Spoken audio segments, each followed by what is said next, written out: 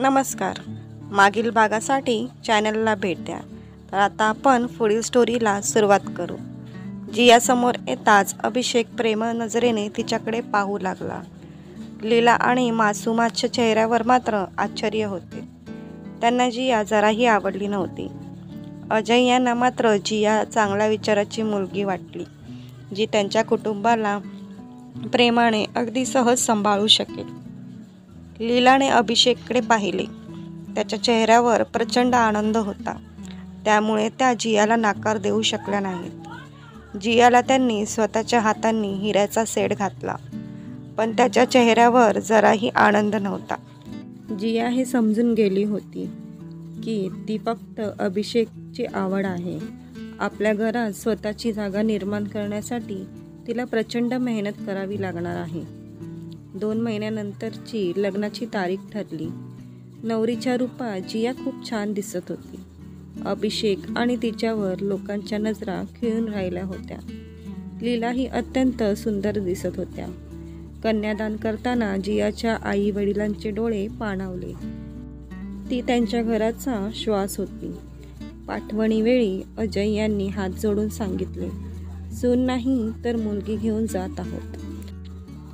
काहीच दिवसात जियाच्या हे लक्षात आले होते की या घरावर लीला यांचे राज्य आहे. ते त्यांचे घर आहे आणि लग्नापूर्वीचे घर हे जियाच्या आई वडिलांचे घर होते. पण मग तिचे घर कुठे आहे? या प्रश्नाचे उत्तर तिला काही केल्या मिळत नव्हते. कालचीच गोष्ट होती. जियाने दिवाणखान्यात काही बदल करण्याचा प्रयत्न केला.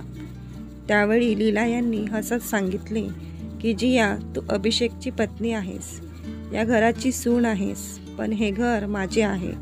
म्हणूनच तुझे निर्णय आणि तुझे अधिकार तुझ्या खोलीपुरतेच मर्यादित ठेव. जियाने सर्व निमूटपणे ऐकून घेतले.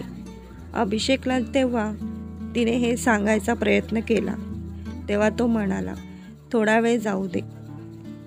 त्यांनी हे सर्व आपल्यासाठी, आपल्या सुखासाठीच तर केले आहे ना. जिया इच्छा असूनही स्वतःच्या मनाला समजावू शकत नव्हती.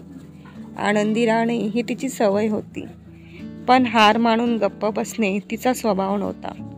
पाहता पाहता 1 वर्ष लोटले. आज रियाच्या लग्नाचा पहिला वाढदिवस होता. तिने अभिषेकसाठी घरातच पार्टी द्यायची ठरविले. त्यासाठी सर्व मित्रमैत्रिणींना आमंत्रण दिले. दुपार झाली आणि तितक्यात लीला याच्या किटी पार्टीच्या मैत्रिणी आल्या. जियाने लीला यांना सांगितले, आई, आज मी माझ्या काही मित्रमैत्रिणींना घरी बोलवले आहे. लीला प्रत्युत्तर देत म्हणाल्या, जिया, तू आधी मला विचारायला हवे होतेस. आता मी काहीच करू शकत नाही. तू तुझ्या मित्रमैत्रिणींना दुसरीकडे कुठेतरी बोलव. जिया काहीच बोलली नाही. आपल्या अधिकाराची मर्यादा तिला माहीत होती, पण त्याचवेळी मनातल्या मनात तिने एक निर्णय घेतला. जियाने संध्याकाळच्या पार्टीसाठी घराऐवजी हॉटेलचा पत्ता आपल्या सर्व मित्रमैत्रिणींना व्हॉट्सअप केला. अभिषेकलाही तेथेच बोलवले. अभिषेकने जियाला पिवळा व लाल रंग असलेली कांजीवरम साडी आणि खूपच सुंदर झुमके भेट म्हणून दिले. जियासारखी साध्या सरळ विचारसरणीची जोडीदार मिळाल्यामुळे अभिषेक खूपच आनंदी होता. जियाला आयुष्याबाबत काहीच तक्रार नव्हती, पण तरीही कधीकधी तिने पहिल्या पगारावेळी खरेदी केलेले ते चंदेरी सिल्कचे पडदे तिला चिडवत आहेत असा भास तिला व्हायचा. अभिषेक जियाला सर्व प्रकारे आनंदी ठेवण्याचा प्रयत्न करीत होता, पण जियाची स्वतःचे घर असावे ही इच्छा तो समजून घेऊ शकत नव्हता. जियाला आपल्या घराला आपले म्हणण्याचा अधिकार नव्हता. त्यामुळेच तिला ते आपले वाटत नव्हते. हा तिच्या जीवनातील असा रिकामा कोपरा होता जो तिचे आई वडील, अभिषेक किंवा तिचे सासू सासरे यापैकी कोणीच भरून काढू शकत नव्हते. जियाने हळूहळू या घरातील सर्वांच्याच मनात स्वतःची जागा निर्माण केली. लीला आता तिच्याशी तुटकपणे वागत नव्हत्या. मासूमाच्या मासूम खोडकर जीवनाचा ती एक भाग झाली होती. आज सर्वत्र आनंदाचे वातावरण होते. दिवाळीचा सण तसाही आपल्यासोबत आनंद, उत्साह आणि नवी उमेद जागवणारे अगणित रंग घेऊन येतो. घराचे रंगकाम सुरू होते तेव्हा अभिषेक पडदे बदलू लागला। तेव्हा जिया म्हणाली, थांब। त्यानंतर धावत जाऊन कपाटातून ते चंदेरी सिल्कचे पडदे घेऊन आली। अभिषेक काही बोलण्याआधीच लीला म्हणाल्या, जिया, असे पडदे माझ्या घरात लावले जाणार नाही। जिया प्रश्नार्थक नजरेने अभिषेककडे पाहू लागली। तिला वाटले तो आईला समजावेल। आई हे जियाचेही घर आहे। पण अभिषेक काहीच बोलला नाही।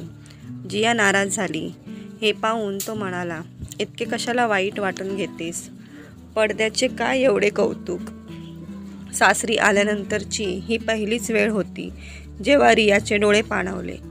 ते पाहून अभिषेक चिडला। आजकाल जियाचा बराच वेळ कार्यालयात जात असे। अभिषेकच्या लक्षात आले होते की ती सतत मोबाईलवरच बोलत असते आणि त्याला पाहताच घाबरून फोन ठेवते। अभिषेकचे जियावर मनापासून प्रेम होते। तिचे नेमके काय चालले आहे हे तिला विचारावेसे त्याला वाटत होते। पण जियाच्या जीवनातील त्याची जागा दुसऱ्या कोणी घेतली तर नसेल ना, याची त्याला भीती वाटत होती। एका संध्याकाळी अभिषेकने जियाला सांगितले, जिया, तू शुक्रवारी सुट्टी घे, कुठेतरी जवळच फिरायला जाऊया। जियाने उदास स्वरात सांगितले, नको अभिषेक, कामावर खूप काम आहे। जियाच्या वागणुकीत झालेला बदल अभिषेक मनात असूनही समजून घेऊ शकत नव्हता। ती रात्रीही उशिरापर्यंत लॅपटॉपवर काहीतरी करत बसायची। अभिषेकने आवाज देताच घाबरून लॅपटॉप बंद करायची। तर मित्रांनो, पुढील भाग लवकरच येईल आणि जर तुम्हाला स्टोरी आवडली असेल तर व्हिडिओला लाईक करा आणि चॅनलला सबस्क्राईब करायला विसरू नका।